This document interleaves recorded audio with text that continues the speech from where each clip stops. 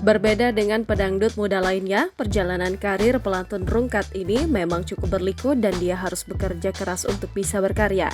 Happy Asmara lahir di Kendari, Sulawesi Tenggara 24 tahun silam.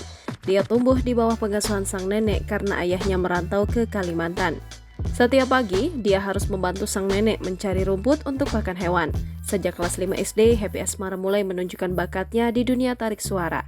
Beranjak SMA, dia mulai kerap mengikuti berbagai festival musik dan bernyanyi di pesta pernikahan dengan genre musik pop. Itu nyanyi dari pagi, siang, sampai malam dikasih Rp50.000. Dapat segitu pun saya sudah seneng banget, tutur Happy Asmara saat menjadi bintang tamu Okai Boss pada 9 September 2022. Namun karena kebutuhan finansial, Happy memutuskan pindah genre musik dari pop ke dangdut. Namun siapa sangka, keputusan itu membawanya menjadi salah satu pedangdut muda berbahasa Jawa paling populer di Indonesia. Belum lama ini, foto Happy Asmara mejeng di Times Square, New York. Sang pedangdut mengaku tak menyangka bisa mendunia. Fotonya mejeng di layar Times Square, New York disebut Happy Asmara sebagai pencapaian yang luar biasa. Sebab menurutnya tak semua musisi bisa mendapatkan kesempatan tersebut.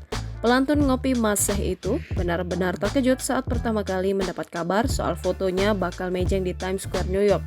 Ia berterima kasih sekali kepada Tuhan. Pastinya kaget, fotoku yang ngarit bisa ditempel di Times Square, New York.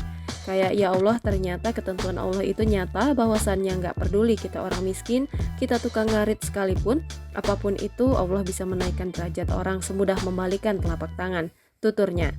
Tapi kita juga harus selalu bersyukur karena memang ya seperti itulah, kalau sudah di atas jangan melupakan yang di bawah, sambungnya. Dangdut pun tak ayal makin mendunia setelah hadirnya Happy Asmara di Times Square, New York. Meski begitu, ia juga mau berterima kasih kepada mendiang Didi Kempot.